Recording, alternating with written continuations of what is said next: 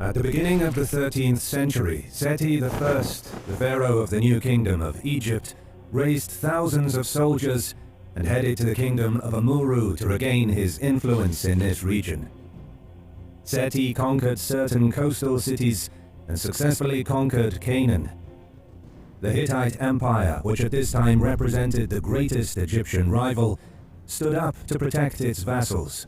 However, Seti, personally leading his army, defeated the Hittites and achieved great success by expanding his borders to Kadesh and subjugating the Amurru kingdom.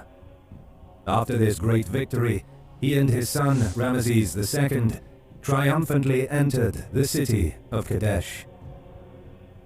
After these successes, Seti withdrew with the majority of his army.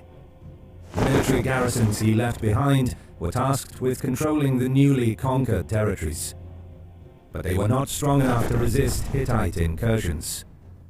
Consequently, Kadesh, Canaan, and Amurru soon fell under the influence of the Hittites again. Seti did not live long after this, and after his death he was succeeded by his son, Ramses II.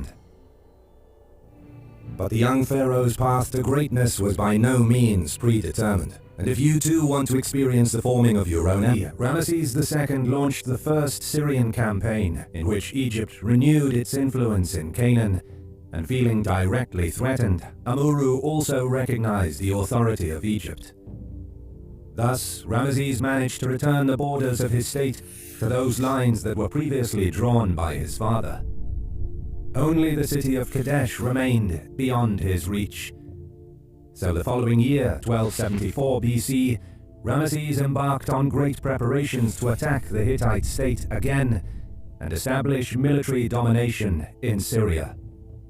On the other hand, at the beginning of his reign, King Muwatalli II moved his capital from Hattusa to Tarhun Tasha, and according to one theory, he did it to bring the center of the country closer to Syria, and thus to pay more attention to clashes with Egypt.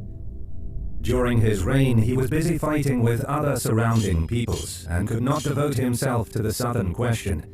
However, just at the time of Ramses' attack, the situation on other fronts relatively calmed down, and Muwatalli also raised a huge army and headed south. The Hittite king gathered around him many allies, while Ramses II, in addition to his men, also recruited mercenary troops. One of the most important mercenaries was the Nerin detachment, which came from Canaan. Sherden troops were also present within the Egyptian army, and many others. Ramses in May 1274 BC arrived near Kadesh, and after hearing from two Shasu nomads that the Hittite king was frightened by the pharaoh's army and had remained near today's Aleppo, he and the Ammon division decided to take up a convenient position near Kadesh as soon as possible, where they set up a camp. His other units, Ra, Seth, and Ptah, were located a little further south, and were also moving towards Kadesh. His plan was to capture the city after the rest of his troops arrived, while the Hittite army was still far away.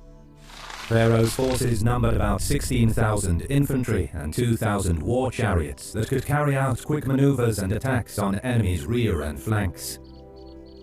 Shortly after Ramses set up a camp, Egyptian scouts brought two Hittite prisoners before the pharaoh. After a short interrogation, Ramses learned that instead of near Aleppo, the Hittite army was encamped just a few kilometers northeast. This news alarmed the Egyptian pharaoh, and at that moment he realized that the intelligence gathered about the frightened Hittite king was just misinformation spread by enemy spies. Led by King Muwatalli, the Hittite army had 15,000 infantry, which was slightly less than the Egyptian infantry. But the Hittites had a huge advantage in the number of chariots, which probably numbered as many as 10,000. In addition, the Hittite chariots were much heavier than the Egyptian ones, and beside doing quick maneuvers, they could also carry out fierce charges on infantry and quickly disperse their formation.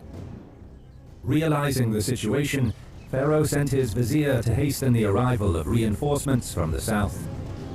During that time, a group of Hittite chariots crossed the Orontes River, probably to reconnoiter the Egyptian army and their position.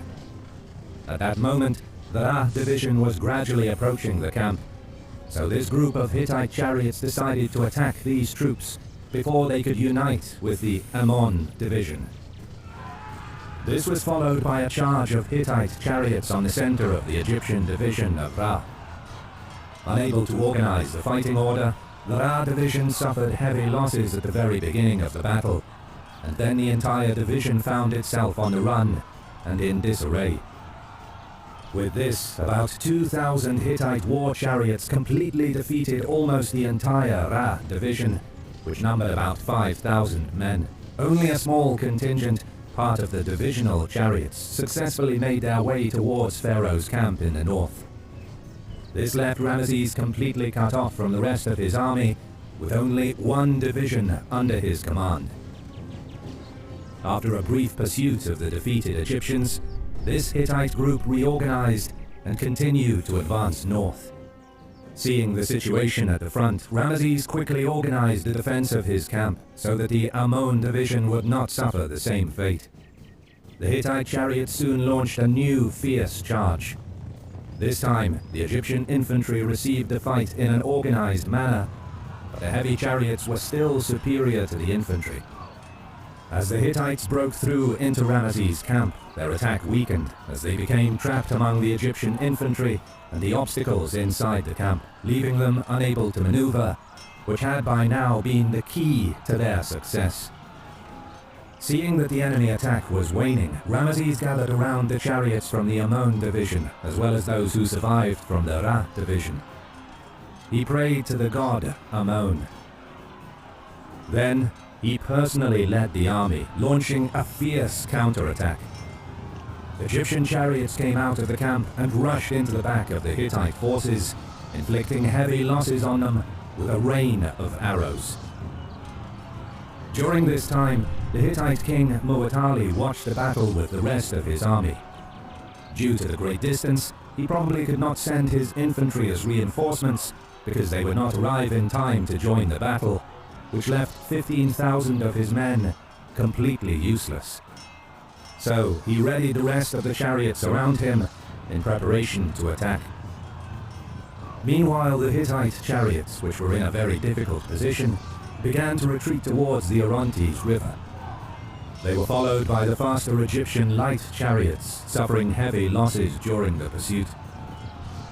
As the Egyptian chariots chased the Hittite defeated troops, only the pharaoh's weary infantry remained in the camp. Then, from the east, a new wave of Muwatalli's fresh chariots struck the Egyptian camp again. Thousands of Hittite chariots overran the infantry of the Ammon division.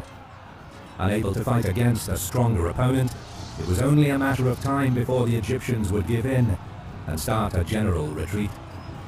However, at this very critical moment, the near-in troops joined the battle from the north, arriving at the right moment from the Amuru kingdom.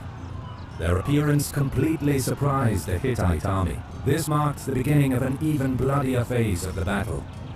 As much as they tried, the Hittites could not finish off the Egyptian forces. Soon Ramses returned from the pursuit with the chariots and pressed the Hittites from the south, while the Egyptian Ptah division had almost reached the battlefield.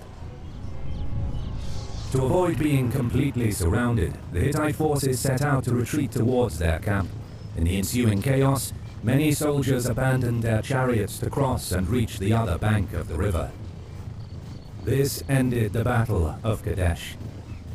Even though the Egyptians managed to stop the Hittite attacks, their own losses were enormous. Almost the entire Ra division was destroyed, and the Ammon division suffered heavy losses. Although the Seth and Ptah divisions did not arrive in time to join the battle, and their troops remained completely intact, the Egyptian losses were nevertheless too great for Ramses to continue the fight. The Hittites, on the other hand, also suffered heavy losses, but they still had 15,000 infantry and several thousand more chariots ready to engage in combat. Realizing the situation, Pharaoh Ramses gave up on continuing the operation and headed back to his country. After the battle, Ramses II tried to present this campaign as his victory, while the Hittites considered that they had successfully stopped the Egyptian attack on Kadesh. Whatever the case, the Hittite king Muwatalli invaded the territory of Ramses II after the battle and took control of some areas. It was this clash in late May of 1274 BC that ensured Kadesh and Amora remained firmly under Hittite control. Hostilities resumed a few years later. This time Ramses fared better and was able to broker more favorable terms in 1259. Under the new peace treaty, the Egyptians and Hittites agreed to aid each other against external attacks or internal rebellions. The alliance was meant to last forever. And while the conflict did subside, both kingdoms entered a period of decline and would never regain the power that they once held.